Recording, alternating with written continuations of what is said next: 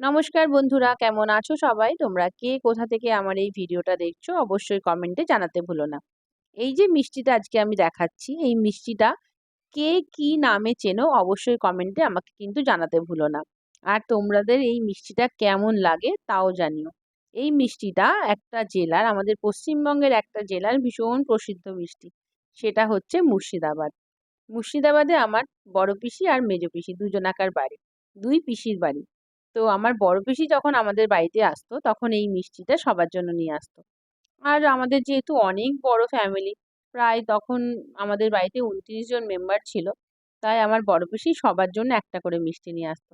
কিন্তু আমার এই মিষ্টিটা এত পছন্দের একটা মিষ্টি যে আমার আর একটা খেয়ে হতো না। আমার তখন মন বারবার চাইতো আরেকটা খায়। আমার মা তখন কি করতো, সবার সামনে তো আমাকে আরেকটা মিষ্টি দেওয়া যাবে না যেহেতু জয়েন্ট ফ্যামিলি। তাই আমার মা নিজেরটা না খেয়ে আমার জন্য রেখে দিত। আর তারপরে সবার চোখের অলক্ষ্যে আমাকে ওই মিষ্টিটা দিত। এখন সেই সব কথাগুলো সত্যিই মনে পড়ে যায়।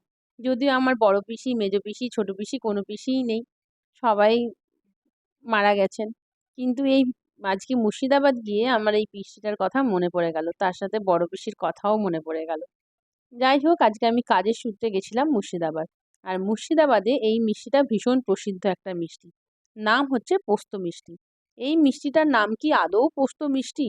সেটা আমি জানি না। কিন্তু যেহেতু পোস্তর কোটিং করা, তাই আমি পোস্ত মিষ্টিই বলি।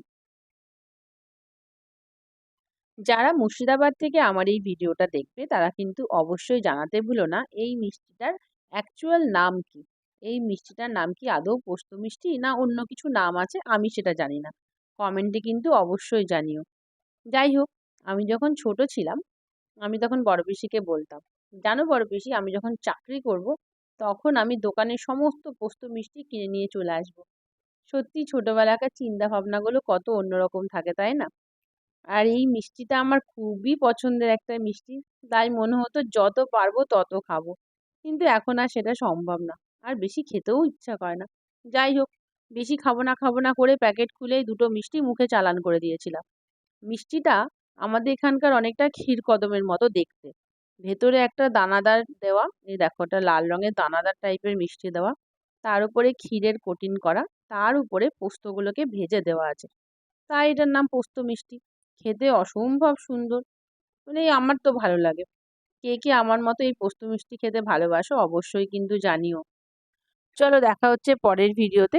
আর তোমাদের সকলকে অনেক ধন্যবাদ আমার ভিডিওগুলো এত সুন্দর করে দেখার জন্য।